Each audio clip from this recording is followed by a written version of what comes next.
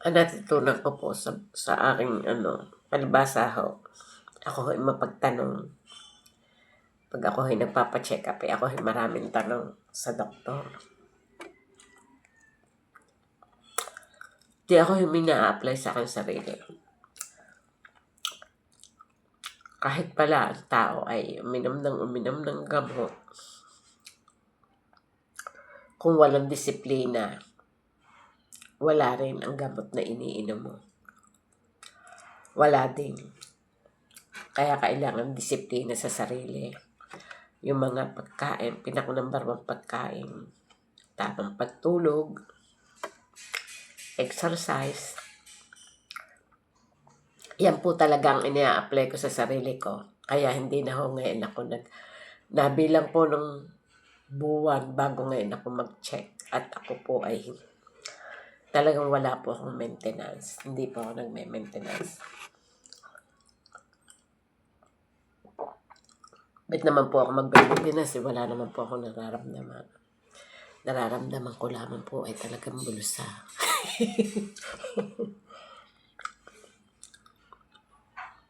Ano po?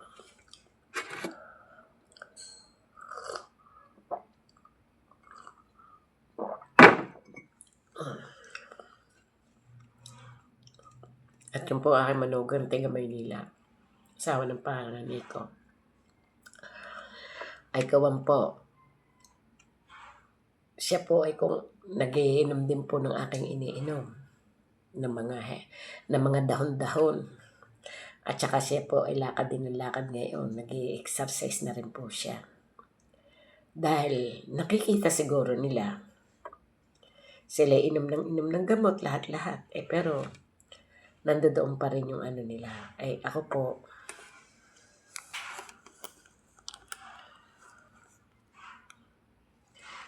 po ayan.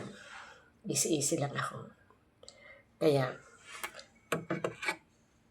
lagi nating bantayan ang ating sarili at supilin ang ating sarili sa mga pagkain. Sobra. Hindi naman po masamang kainin lahat.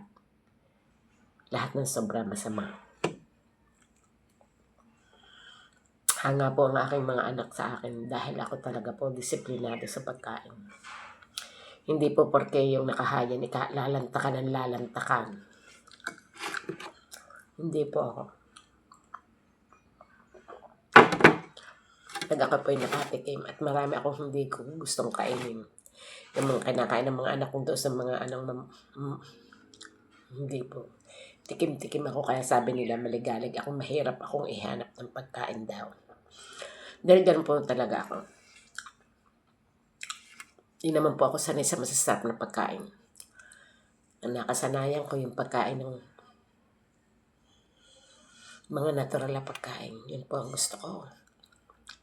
Hindi ko kailangan ng mga mamahaling pagkain.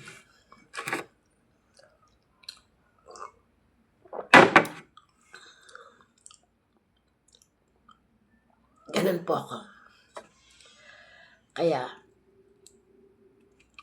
ganito ang katawan ko. Pinagtatrabahuhan ko po yan. Pinagtatrabahuhan ko at lagi ko po inaano yung mga yan, katulad po niya, ganyan. Nagmamahal na araw na namamalapit na naman.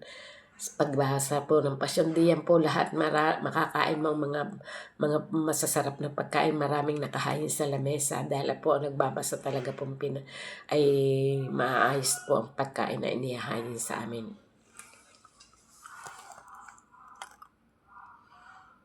Pero hindi po ako sa pagkain. Patikim-tikim lang ako. Hindi po ako yung lantak ng lantak. Pagkikita ng pagkain ay sila lalantakan. Hindi po ako.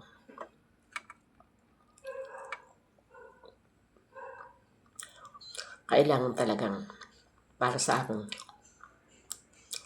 mahalagang alagaan natin ang ating katawan. May pera man tayo na may sakit. Hindi mo malalasap ang tunay na saya.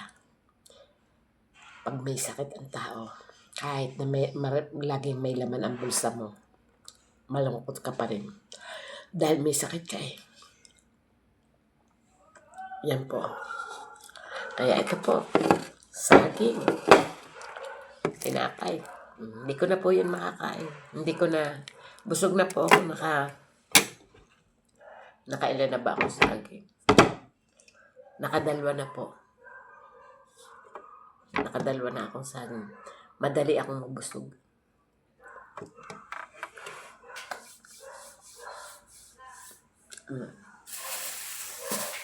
May tinapay pang garne hindi na ho eh. At saka yun daw natutunan ko rin po.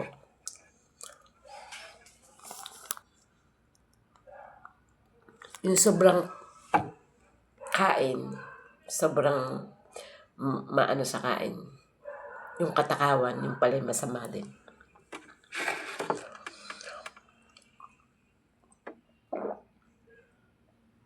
Sarap po ng kapeng coffee mango.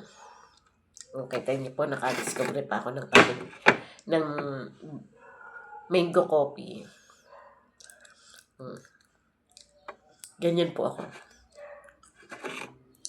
Ang sarap ng saging matamis eh. Busog na ako eh. Busog na.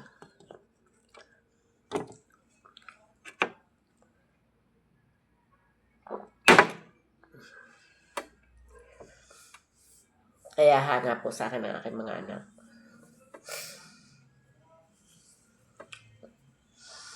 Yung panganay ko, nagme-maintenance na rin siya. Dahil sila nga ay maano sa kain. Mahilig sa masarap. Tapos wala pang disiplina sa sarili. Kaya, ayan po ako. Sa ganitong buhay, komportable na po ako, kontento na po ako. Basta, walang sakit, okay yan.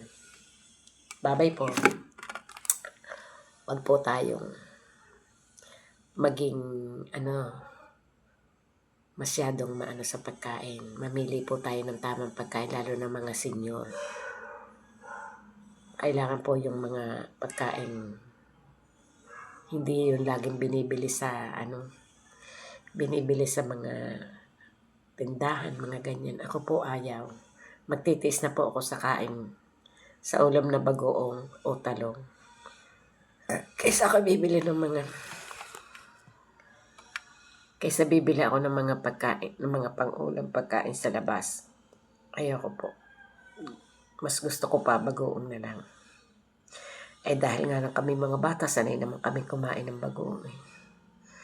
O di ka po, pag may bagoong ka, ay ayos na. Sabi ng aking ama, may hila mo na ang kumot. Gayon po. Sige po, bye-bye po.